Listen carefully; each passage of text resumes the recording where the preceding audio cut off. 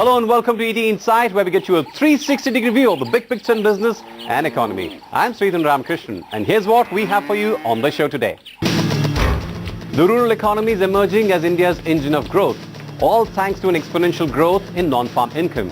So what are the economic activities reshaping the rural landscape? Marketers are making a beeline to get a fair share of the rural consumer's wallet, but consumption patterns have changed. So what are hot-selling products in rural India and why? And why a large part of the rural population is still fixated on moving to urban centres. Our top story first. Rural India's economic landscape is changing radically, and farm incomes, which comprised about 70% of the total income 4 decades ago, has now dropped to about 45%. That change has come on account of two factors: rising social sector spending and legacy issues like small land holdings and insufficient capital in the agriculture sector. So which are the sectors that are driving growth in non-farm incomes? Nikhil Sivadas has the details.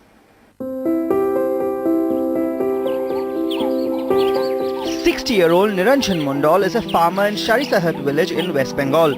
This small land has been the livelihood for 3 generations of his family, but not anymore. My plot of land is very small. It isn't enough to make the money my family needs. That's why the next generation of the Mondal family, comprising 7 sons, have taken up non-farming jobs in and around the region. Given the prices of everything, it's not possible to buy them through farming, which is why I was forced to start carpentry. According to the Labour Bureau, in 2009 and 10, for every 1,000 people employed in rural India, 576 are engaged in agriculture, forestry and fishing, followed by construction, manufacturing, community services, wholesale retail and others. This means that nearly half of rural India is now engaged in non-farm activities, and nearly half of non-farm workers are engaged in proprietary units. Next in line are private sector enterprises and government and public sector units. According to rural marketing consultancy Mart, there are about 20 million enterprises in rural India. 25% of these are engaged in manufacturing agricultural implements, and many of them are workshops and sheet metal units. That's not all. Retail trade has nearly doubled from about 5 million stores 25 years ago to 8 million units now. Most of these businesses have low requirements for capital, skills, infrastructure and technology, and have directly and indirectly contributed to job creation. There's a lot of new opportunities that are being created in rural India. There's a lot of non-farming service jobs that are being created either through factories and supporting infrastructure related to factories, service jobs that are related to the government. And so there's this large population set that is a non-farming population set that is actually living in these locales now. No doubt, non-farm activities have been the major driver for new jobs in rural India. Despite that, the rate of employment growth per year has decelerated in the past 5 years as compared to 2004 and 5. Experts say that the fall in employment can be attributed to increased commercialization and mechanization of farming, which in turn has reduced the need for agricultural labor. According to the Ministry of Labour and Employment, the decline can also be attributed to reduced participation of women in the labour force and increased participation in education on account of higher incomes.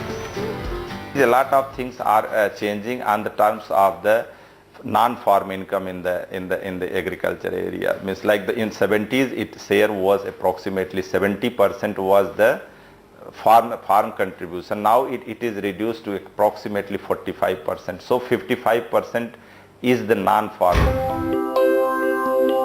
The biggest factor that has contributed to this rise in non-farm income is social spending by the government on schemes like the Swarna Jayanti Shahari Rozgar Yojana, the Prime Minister's Employment Generation Program, the Swarna Jayanti Gram Swarozgar Yojana, and the flagship National Rural Employment Guarantee Act, which guarantees 100 days of employment to one member of each rural household. In many ways, Narega has shaped the new landscape of the rural economy. It has provided employment to more than 5 crore households in the past 2 years. Narega has provided additional stability to farmers during off-seasons, helping increase overall wage levels. and its impact on the rural economy has been significant. If you look at the payout under Narega last year, it was about 44,000 crore rupees. That is almost 10% of the rural economy, because the rural economy is now about a $500 billion economy. So just the Narega payment accounts for about 10% of the rural GDP, which means that even if the rural GDP did not grow, it already grows by 10% because of the payout from Narega. Apart from Narega, the government's 2008 farm loan waiver scheme worth 60,000 crore rupees also contributed to the rural economy's non-farm income in a big way. And last but not the least in any way is rising agricultural income. Experts say that farm and non-farm income are closely interlinked. As farming income rises, it gives a boost to the demand for products and services provided by non-farming industries. And that makes it a virtuous cycle for rural development.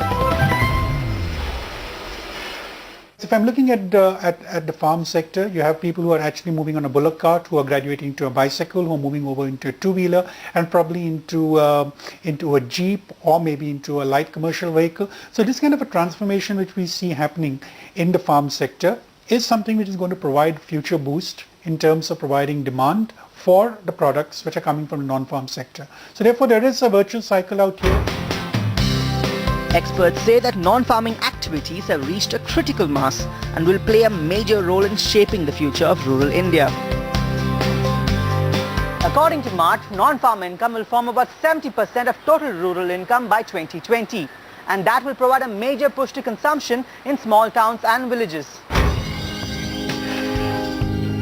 So the going for farmers like Niranjan Mundal and his family is bound to get better sooner than expected.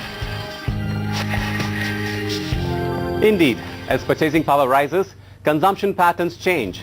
So where is rural India spending its newfound wealth? That's coming up after this short break. Stay with us.